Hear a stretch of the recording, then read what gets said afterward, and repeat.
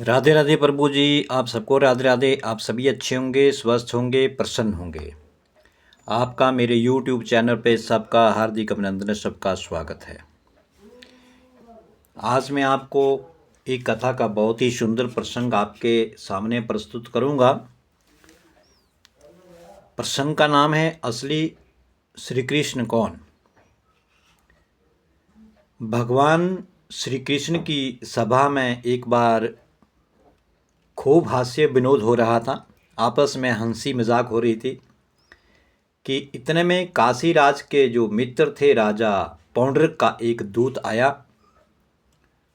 और आकर के सभा में बोला भगवान श्री कृष्ण से कि हमारे राजा साहब ने आपके लिए संदेश भेजा है कि तुम ये वंशी, ये मुकुट, ये पीताम्बर आदि जो चिन्ह जो हैं ये सब छोड़ दो। असली कृष्ण तो मैं हूँ।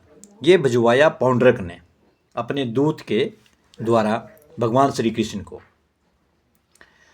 तो अगर तुमने जल्दी से यह वेशभूषा नहीं छोड़ी और मेरी शरण में नहीं आया तो मैं तुम्हें मिट्टी में मिला दूंगा। ये संदेश जो था वो पौंड्रक ने भगवान श्री कृष्ण के लिए भेजा। तो मैं तुम्हें मिट्टी में मिला दूंगा। असली कृष्ण भगवान मैं ही हूँ, मेरा ही अवतार हुआ है। तुमने अपने को कृष्ण घोषित करके मेरे नाम पर बट्टा लगा दिया है। ये पौंड्रक कह रहे हैं। उस मूर्ख पौंड्रक ने दो नकली हाथ बनवा लिए थे। जैसे भगवान हमारे कान्हा जी या श्री कृष्ण जी, श्री हरि नारायण विष्णु जी ये चतुर्भुज रूप में हैं। तो मनुष्य जो होगा, आम मनुष्य जो होगा जीवन में, संसार में, समाज में, तो उसके तो दो ही बाजू होंगे। चार बाजू वाला कौन होगा? चार बाजू वाला अगर हो जाएगा कोई धरती के ऊपर मनुष्य, फिर तो वो पूजनीय हो जाएगा, उसको लोग पूजना शुरू कर देंगे। तो हम तो भगवान बन जाएंगे। तो ऐसे थोड़ी नहीं होगा कि एक मनुष्य भगवान बन जाए। बन भी सकता है भगवान, लेकिन भगवान वाले गुण तो हों। भगवान के मिट्टी के कण के बराबर तो हम बन जाएं पहले। भगवान की तो बड़ी दूर की बात है। भगवान हमारे आप सबके भीतर ही तो विराजमान है। अरे उसके बताए हुए रास्ते के ऊपर तो चलो। लेकिन पौंड्रक के दो बाजू हैं, लेकिन दो बाजू और लगवा लिए, नकली बाजू लगवा लिए और ये संदेशा भिजवा दिया कि मैं भगवान हूँ, मैं कृष्ण हूँ, और तूने मेरे नाम के ऊपर बट्टा लगा दिया है। ये कृष्ण भगवान से कह रहा है, वो दूत कह रहा है पौंड्रक का। अब सुदर्शन चक्र भी उसने ले लिया है हाथ में। एक सुदर्शन चक्र, गदा, शंख आदि भी बनवा लिए हैं। वो भी बनवा लिए। क्यों? संसार है, समाज है, बहुत सी चीज़ें नकली बनती हैं। असली एक होगी तो नकली जो है वो हजारों के हिसाब से बन जाएंगी। इसके भीतर बहुत से संसार, हम आप लोग नकली मुखौटा लगा करके इस संसार में घूम रहे हैं। तो उसने नकली बाजू लगा लिए, नकली सुदर्शन चक्र ले लिया, गदा ले लिया, शंख ले लिया, आदि भी बनवा लिए, और कभी बंसी भी बजा लेता था। बंसी भी बजा लेता था। तो उसके चमचे उसको बहकाया करते थे। देखो हमारे आपके भीतर भी आगे पीछे बहुत से आपके चापलूस दोस्त आपके साथ आगे पीछे होंगे। अगर मैं काफ़ी धन दौलत वाला है, पैसे वाला हूँ, मेरे पास गाड़ी बंगला हर एक शौहरत है ना, तो मेरे आगे पीछे बहुत से मेरे जो चापलूस मित्र दोस्त होंगे वो मेरे आगे पीछे घूमेंगे। उनको मेरे से कोई या आपसे मतलब नहीं है। उनको मतलब है केवल आपकी धन दौलत के, आपके ऐशो आराम से, आपकी गाड़ी बंगले से, बस उनसे उनको लेना देना है। बस कि आप उनकी सेवा करते रहें, आगे पीछे घूमेंगे, वो आपकी चापलूसी करेंगे और आप प्रसन्न हो जाएंगे और हम उनके लिए धन दौलत और दूसरे और भी द्वार खोल देंगे। ये हैं चापलूस। उसी तरह उस पौंड्रक के भी बहुत सारे जो मित्र थे, जो चमचे थे, जो उसके चापलूस थे, वो उसके साथ उसको बड़ी बड़ी बातें क्या करके उसको ज़्यादा फुलाया करते थे। और यह सुनकर के भी वो क्या करता था कि बड़ा खुश होता था। यह सुनकर वह फूला ना समाता था। एवं आखिर उसने कृष्ण को चुनौती भेज दी उस दूत के द्वारा। अब पौंड्रक के दूत से यह संदेश सुनकर श्री कृष्ण समेत सारी सभा जो थी वो खिलखिला कर हंस पड़ी। अगर मजाक वाली बात हो फिर तो सभी हंसने ही वाली होगी कि कौन हम अपने आप को भगवान मानने लग पड़े, बैठ जाए नकली बन करके, तो दुनिया तो हंसेगी। औकात है नहीं मिट्टी के भगवान श्री कृष्ण के चरणों की धूल के बराबर की, और हम बन बैठे भगवान। और संसार में, समाज में ऐसे ऐसे लोग हैं जो अपने आप को कहते हैं कि हम पूजनीय हैं, हमारी पूजा करो। वो जो ऐसा भाव मन के भीतर बैठे लेकर के बैठते हैं ना, वो भगवान की तो बात छोड़ो, वो इंसान बनने के लायक भी नहीं है। वो अहंकार बोल रहा है उनका, वो घमंड बोल रहा है। संत महात्मा भी वो ही होता है जिनके मन के भीतर शांति होती है, जिनके भीतर सम होता है सब कुछ, जिनकी नज़रों में सभी एक बराबर है। उन्हें उनसे कोई मतलब नहीं है कौन ऊंचा है, कौन बड़ा है, कौन धनवान वाला है, कौन गरीब है, कौन कैसा है। नहीं, उनको किसी से कुछ लेना देना, उन्हें तो केवल प्रभु से ही लेना है। प्रभु का भजन, प्रभु का स्मरण, प्रभु का कीर्तन, और समाज के लिए, संसार के लिए जितना अच्छा हो सके, भला हो सके, वो संत होते हैं, वो संत करते हैं। सबको एक नज़र से देखे, वही संत है। जिसके हृदय में शांति हो, मन में शांति हो, वही संत है। और जिसके हृदय में शांति नहीं है, वो क्या है? वो तो संसार में उलझा पड़ा है, बड़े बड़े ऐशोराम में उलझा पड़ा है, वो नहीं बन सकता। तो यही उस पौंड्रक ने किया है। वो भी अपने आप को भगवान बन बैठा है। जैसे आज संसार में बने बैठे हैं, समाज में बने बैठे हैं, अपने आप को भगवान बना बैठे हैं। तो पौंड्रक के दूत ने जब ये संदेश सुनाया तो सभी सभा जो थी वो बड़े जोर जोर से हंसने लगी, खिलखिला करके हंस पड़ी। अब भगवान श्री कृष्ण ने कहा कि जाकर के अपने उस राजा साहब से कह दो, उस भगवान से कह दो कि अस्त्र शस्त्र तो छोड़ूंगा, लेकिन तुम पर ही छोड़ूंगा। अब जो बात कही ना उस दूत ने, जाकर के पौंड्रक के दूत ने कृष्ण से, कि आप अपनी बंसी छोड़ दो, अपना शंख छोड़ दो, अपना सुदर्शन चक्र छोड़ दो, अपना जो धनुष बाण है वो सब छोड़ दो, सब कुछ छोड़ दो, हथियार छोड़ दो, शस्त्र सब छोड़ दो। भगवान ने कहा ठीक है, मैं छोड़ दूंगा, लेकिन जाकर के उसको कहो मैं छोड़ूंगा लेकिन आपके ऊपर छोड़ूंगा। अब जब ये बात कही तो, लेकिन तुझ पर ही छोड़ूंगा, वेशभूषा तो उतारूंगा लेकिन अपनी नहीं, वरना तेरी ही वेशभूषा उतरवाऊंगा। युद्ध तो करूंगा लेकिन तुझसे मारा नहीं जाऊंगा, वरना तुझको ही मिट्टी में मिला दूंगा, तू तैयार हो जा। श्री कृष्ण जो थे वो सेना लेकर के आ रहे हैं, ये जाकर के अपने उस पौंड्रक साहब राजा से कह दो जाकर के। पौंड्रक ने श्री कृष्ण का संदेश सुना। जब पौंड्रक ने जब दूत जो थे वापस चले गए तो पौंड्रक ने श्री कृष्ण भगवान का संदेश सुना उस दूत के द्वारा।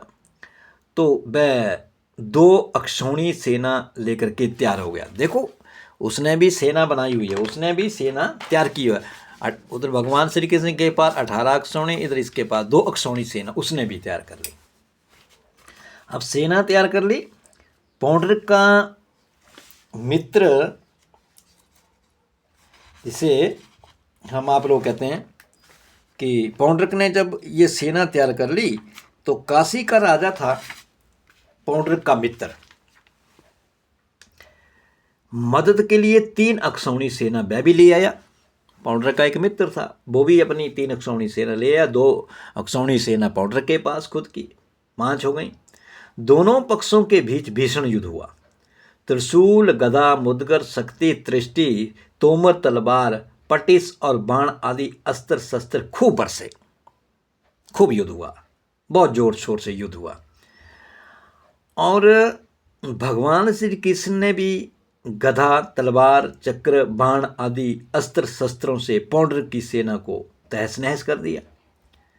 अब वो तो भगवान है, वो तो यंत्रयामी है, तो उन्होंने भी उसकी सेना को, पौंड्रक की सेना को तहस नहस कर दिया। श्री कृष्ण ने पौंड्रक को मार गिराया एवं उनके मित्र काशीराज का सिर उतार करके उसे भी काशीपुरी के प्रांगण में भेज दिया, जा ले जाओ। अपने पिता का सिर देख करके काशी नरेश के पुत्र जो थे सुदक्षिण ने मन ही मन निश्चय कर लिया कि मेरे पिता को मारने वाले श्री कृष्ण से मैं बदला लूँगा, कि जिसने मेरे पिताजी की हत्या की है, जिसने मेरे पिता को मारा है, मैं उसको छोड़ूंगा नहीं, मैं उससे बदला लूँगा। अब मेरे पिता को मारने वाले श्री कृष्ण से मैं बदला लूँगा। मेरे पिता को जिसने मारा है उसने तांत्रिक विधि से महेश्वरी कृत्या को उत्पन्न करके उसे द्वारका भेज दिया। देखो, अब हम आप लोग भी कहते हैं, देखते हैं कि हमारे से कुछ नहीं होने वाला, हम तो ताकतवर नहीं हैं, कमज़ोर हैं, तो हम फिर उल्टी सीधी विद्या की कोशिश करते हैं, या उल्टा सुल्टा हम करने की कोशिश करेंगे, धोखे से किसी को मारने की कोशिश करेंगे, ये सोचेंगे। अब उसका जो पुत्र था वो देखा उसने कि मैं कर पाऊंगा नहीं कर पाऊंगा, तो उसने तांत्रिक विद्या के द्वारा कृत्य को वहां पे प्रकट कर लिया, उत्पन्न कर लिया और द्वारका में भेज दिया। अब कृत्या को आग उगलते देख करके द्वारकावासी जो थे घबरा गए। अब कृत्या पहुंच गई जा करके द्वारका में। अब उसने अपने मुख से लगी आग निकालने, अब आग निकालने लगी, चारों तरफ आग ही आग हुई। द्वारकावासी जो सभी वो तो हैरान हो गए, डरने लगे। अब द्वारकावासी घबरा गए। अब श्री कृष्ण के पास गए। उस समय भगवान सभा में चौसर खेल रहे थे।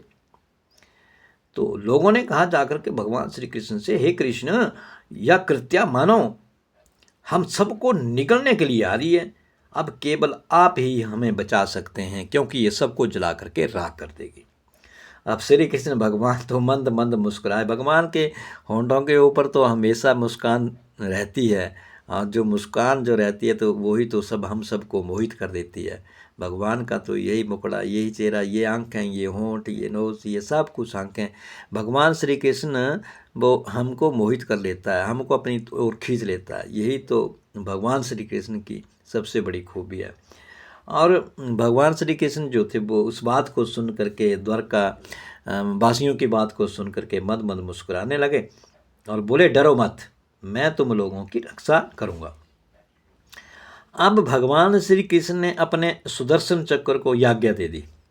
भगवान तो वहीं बैठे बैठे कुछ भी कर सकते हैं। हजारों, कोसों, लाखों, अरबों, जितने भी दूर कहीं पे बैठा होगा, भगवान श्री कृष्ण का तो एक संदेश सुनना है। सुदर्शन को आदेश दे दिया, सुदर्शन चक्र को आज्ञा दे दी, एवं उसने कृत्य को कुचल डाला कि जाओ कृत्य को भस्म कर दो, उसको खत्म कर दो। अब कृत्य को कुचल डाला। उस कृत्या रूप आग का मुंह टूट फूट गया, सारा तेज नष्ट हो गया, शक्ति कुंठित हो गई और वह वहाँ से लौट करके काशी में आ गई।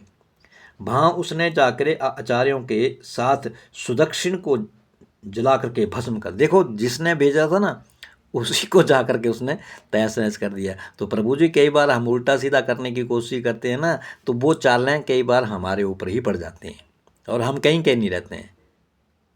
इसलिए जो भी करना है सोच समझ कर करिए, दूसरे का बुरा करने की कोशिश ना करें। अगर कोई आपके साथ बुरा कर रहा है तो परमपिता परमात्मा उस प्रभु से प्रार्थना कीजिए, प्रभु को इसको सद्बुद्धि दे।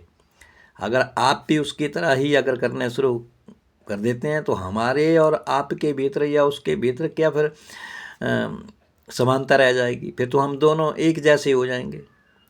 इसलिए कृत्या ने जाकर के उस सुदक्षिण को ही मार डाला, खत्म कर दिया। अब जला करके भस्म कर दिया। कृत्या के पीछे सुदर्शन चक्र भी काशी पहुंच गया। अब सुदर्शन चक्र पीछे पीछे चला जा रहा है, भागा जा रहा है उसके पीछे। अब काशी पहुंचा एवं संपूर्ण काशी को जला करके पुनः श्री कृष्ण के पास लौट आया। पूरी काशी को जला दिया सुदर्शन चक्र ने। इस प्रकार सुदक्षिण को तंत्र प्रयोग उसी के लिए विनाश का कारण बन गया। कई बार हम तंत्र विद्या करते हैं, तंत्र सिद्धियाँ या कुछ करने की कोशिश करते हैं। ये तंत्र विद्याएँ हैं, बहुत बढ़िया, अच्छी हैं, लेकिन तंत्र विद्या करने का मकसद ये नहीं है कि हम किसी के लिए उस तंत्र विद्या का गलत उपयोग करें। तंत्र विद्या का करने का, सीखने का तात्पर्य कि जिस तंत्र विद्या से हम दूसरे का भला कर सकें, दूसरे का अच्छा कर सकें। लेकिन हम उन तंत्र विद्या को प्रकट करके हम दूसरे का नाश करने के लिए उस विद्या का हम उपयोग करें तो वो गलत होगा। तो वो तंत्र विद्या पर हमारे ऊपर ही उल्टा पड़ जाएगी, तो हमें खत्म कर देगी। तो तंत्र प्रयोग उसी के लिए विनाश का कारण बन गया। अब उसका कारण बन गया तंत्र विद्या, खत्म हो गया। तो यह कथा श्रीमद् भागवत के 10वें स्कंद के 66वें अध्याय में आती है। श्री भागवत महापुराण के 10वें स्कंद के 66वें अध्याय में आती है। कोई चाहे कैसा भी यत्न क्यों न कर ले, नकल नकल ही होती है। एवं सत्य सदैव सत्य ही होता है, सच्चाई को कोई छुपा नहीं सकता एवं नकल का पर्दाफाश हुए बिना रह नहीं सकता, क्योंकि सच्चाई कभी छुप नहीं सकती और जो झूठ है वो भी एक दिन सामने प्रकट होता है और वो हमेशा के लिए ख़त्म हो जाता है। इसलिए नकल का भी पर्दाफाश हुए बिना नहीं रह सकता। श्री कृष्ण के दिव्य जीवन का यह प्रसंग हमें यही संदेश देता है कि सच्चाई छुप नहीं सकती बनावट के असूलों से, सच्चाई छुप नहीं सकती बनावट के असूलों से, खुशबू आ नहीं सकती कभी कागज के फूलों से। इसलिए प्रभु जो हैं जैसे हैं वैसे ही बन के रहें, प्रभु का स्मरण करें, ध्यान करें, भजन करें। बड़ा बनने की कोशिश करोगे, नकल करके अगर आप बड़ा बनने की कोशिश करोगे तो उस पौंड्रिक जैसा हाल होगा, ख़त्म हो जाओगे, मिट जाओगे, मिट्टी में मिल जाओगे। इसलिए हमेशा प्रभु का स्मरण करें, ध्यान करें, भजन करें और हमेशा उनके चरणों में अपना शीश झुकाएं, अपने माता पिता की सेवा करें, सबसे बढ़िया है। तो आज का ये प्रसंग आपको कैसा लगा कि असली कृष्ण कौन, अवश्य मेरे इस चैनल को आप लाइक करें और चैनल को सब्सक्राइब भी करें और कमेंट में राधे राधे अवश्य लिखें। सबको राधे राधे।